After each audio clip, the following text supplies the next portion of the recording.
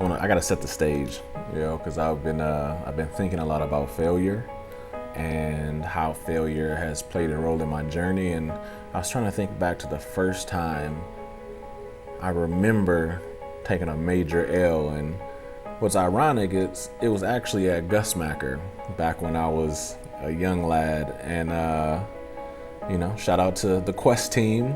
I think we took gold plenty of times, but I remember when we took this L.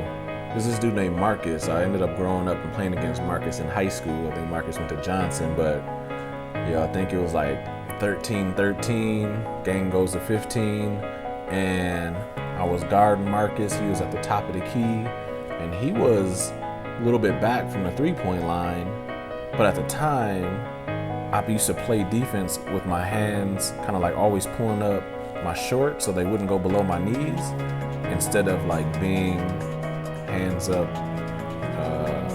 in the shooter's face. And this dude pulled up and just drained it. Game over, right?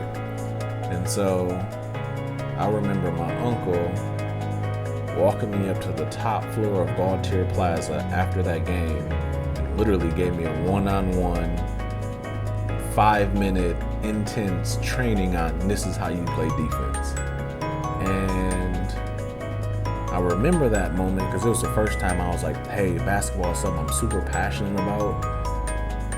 And we lost the game because of me, because I didn't play good enough defense on this dude Marcus. Fast forward to another moment, which is a junior high experience. Ramsey versus Highland. This is definitely the biggest game. This is probably the biggest game in Minnesota history for a junior high basketball game. The crowd was lined up on the sideline, baseline, like right at the edges. It was crazy packed, like fire hazard packed. And we had talked stuff the entire year just waiting for this one game. It was in the 8th grade, and this one game essentially means you have bragging rights for the rest of your life. And so we won, right?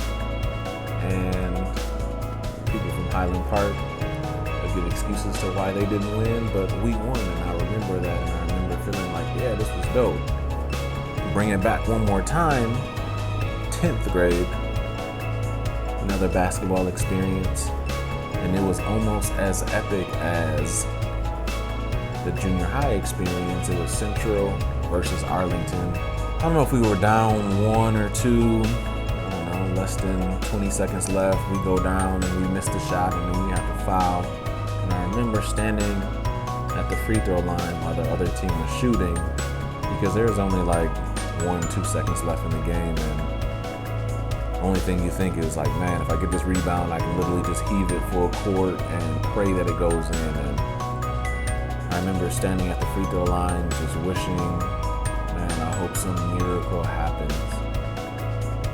And the guy shoots a free throw, misses. I get the ball and heave it, and it's an air ball. There's no climactic moment.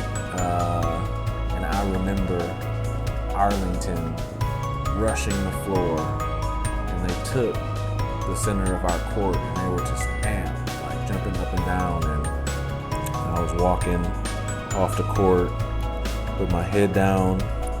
And for people that knew me back then, they knew that my dad, if he wanted to be, was the loudest dude in the gym.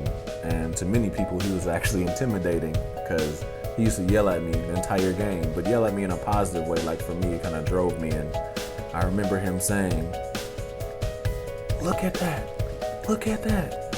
And he forced me to like turn around and look at them and how they took our court and they were celebrating. He wanted me to feel like that L, and that loss is like a feeling I'll never like disconnect from. I don't know, like the first L that I took that I talked about for Gusmacher, like I remember it, but we were able to come back and then we beat that team twice and then we won the championship. So it was just, it was salvaged.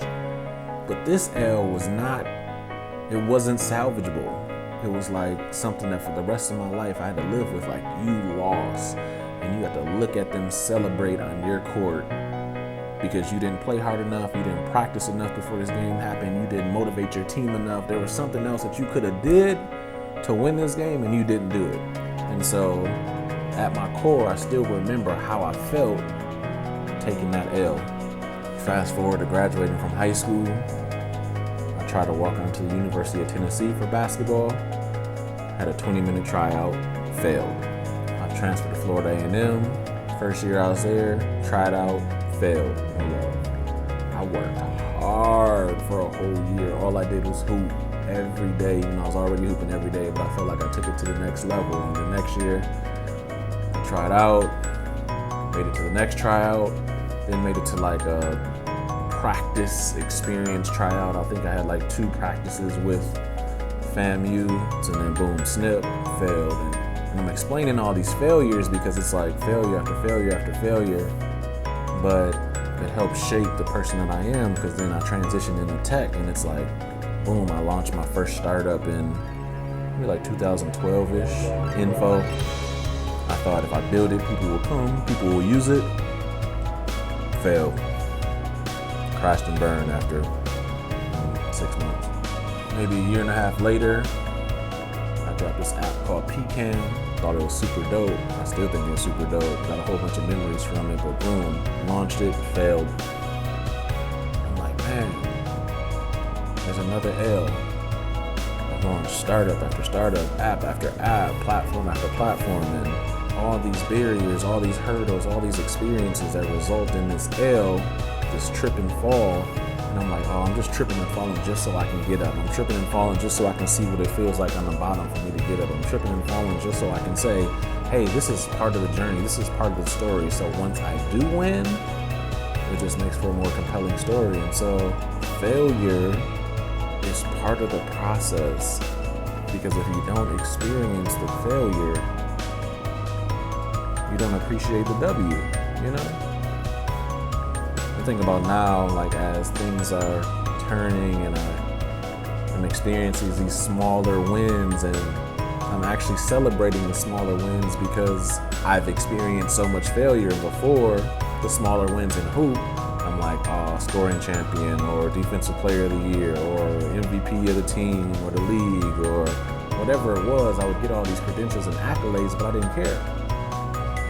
It was just like whatever, because I didn't experience enough failure to want to celebrate the small wins. And so now, because my journey has resulted in so many L's and so many failures, I'm like, yeah, like the journey is the win. The L's are actually the win. The L's are there to help build character. The L's are there to test your resilience. The L's are there to see if you actually believe that you're doing what you're designed to do. And so taking an L, experiencing these losses are part of the journey. And if you're navigating life and you feel like every time you turn, you are winning, then you're just not setting your goals high enough. If you can't think of an experience where you lost and you can still like feel like the pain in your gut, then you gotta aim higher, because you gotta experience those L's. And so I feel like I'm getting to a phase where it looks like I am consistently winning or doing well or in a position of success. And like, yeah, I feel good. I'm in a solid place, but the L's are what got me here. The L's is what motivates me to collaborate with other people to make sure that they don't have to take or experience as many L's as I did or the same L's as I did. And like, I'm all about like working with the community so we can all win. And so, I don't know, at the end of the day, I say like, accept those L's. You know, they build the character. They help shape the person you are. They humble you, and they're necessary.